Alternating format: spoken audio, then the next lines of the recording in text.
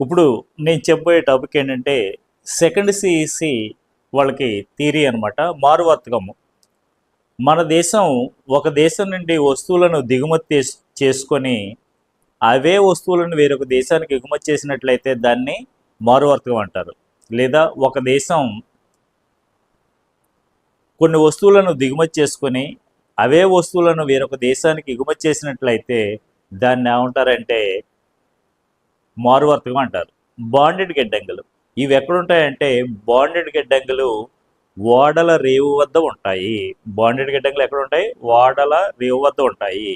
ఇవి పోర్టు అధికారుల అధీనంలో ఉంటాయి. పోర్టు అధికారులు వీటిని నిర్వహిస్తారు.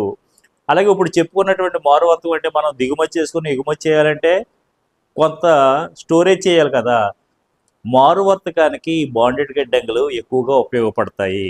మారువర్తకానికి ఎక్కువగా ఉపయోగపడతాయి. అయితే దిగుమతిదారు తాను దిగుమతి చేసుకున్నటువంటి వస్తువులకి ఒకేసారి సుంకం చెల్లించవలసిన అవసరం లేదు. తనకు కావలసిన వస్తువులు తీసుకొని ఎంతైతే తీసుకుంటున్నాడో ఆ వస్తువులకే సుంకం చెల్లిస్తే సరిపోతుంది అనమాట. వీటినే మనం బాండెడ్ గిడ్డంగులు అంటాం. మారువర్తకం అంటే ఒక దేశం కొన్ని వస్తువులను దిగుమతి చేసుకుని అవే వస్తువులను వేరొక దేశానికి ఎగుమతి చేసినట్లయితే దాన్ని ఏమంటాం అంటే మారువర్తకం అంటాం. బాండెడ్ గిడ్డంగులు ఎక్కడ ఉంటాయంటే ఓడల రేవు దగ్గర ఉంటాయి. ఓడల రేవులో ఉంటాయి. వీటిని పోర్టు అధికారులు నిర్వహిస్తారు. ఇవి మారువర్తకానికి ఎంతగానో ఉపయోగపడతాయి. సుంకం చెల్లించే వరకు కూడా వీటిని ఆ బాండెడ్ గిడ్డంగులో భద్రపరచుకోవచ్చు.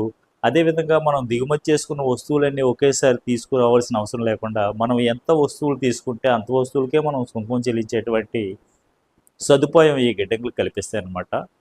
Thank you.